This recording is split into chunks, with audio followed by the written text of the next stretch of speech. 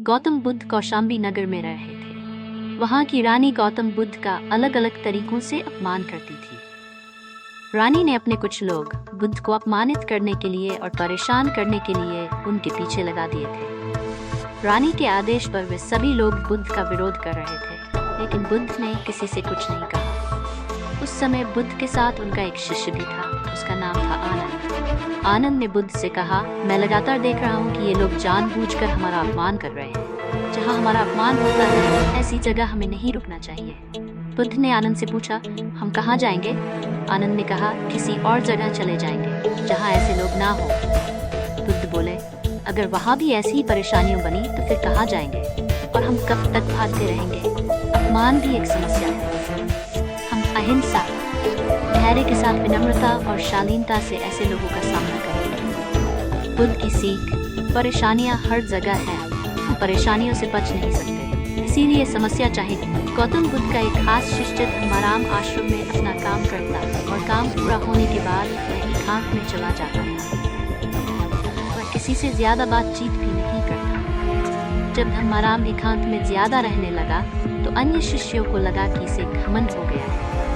शिष्यों ने बुद्ध से धम्माराम की शिकायतें करनी शुरू कर दी। एक दिन बुद्ध ने धम्माराम से सभी शिष्यों के सामने पूछा, तुम ऐसा क्यों करते हो?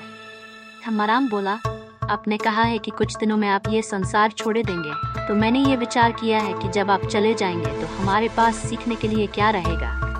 इसीलिए मैंने ये तय किया कि मैं एकांत और मौन को समझ लूँ, ठीक से सीख लूँ। ये दो काम आपके जीते जी मैं करना चाहता हूँ।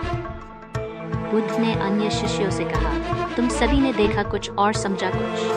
तुम्हारी आदत है कि तुम दूसरों की बुराई करते हो, इसीलिए तुम सभी ने धम्माराम की अच्छी बात को भी गलत रूप में लिया।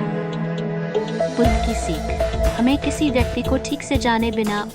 एक दिन बुद्ध के शिष्य आनंद ने पूछा, आप प्रवचन देते समय ऊंचे स्थान पर बैठते हैं और सुनने वाले नीचे बैठते हैं, ऐसा क्यों? बुद्ध ने आनंद से कहा, एक बात बताओ, क्या तुमने कभी किसी झरने से पानी पिया है? आनंद बोला, हाँ, मैंने झरने से पानी पिया है। बुद्ध ने पूछा, तुमने पानी कैसे पिया?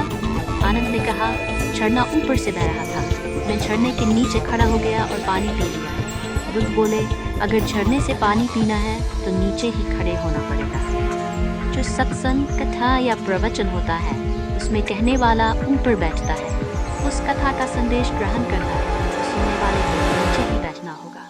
नीचे बैठने से हमारे स्वभाव में विनम्रता आती है, हमें अच्छी बातों को जीवन में उतारने की प्रेरणा मिलती है। ऐसा करने से हमारा घमंड दूर होता है।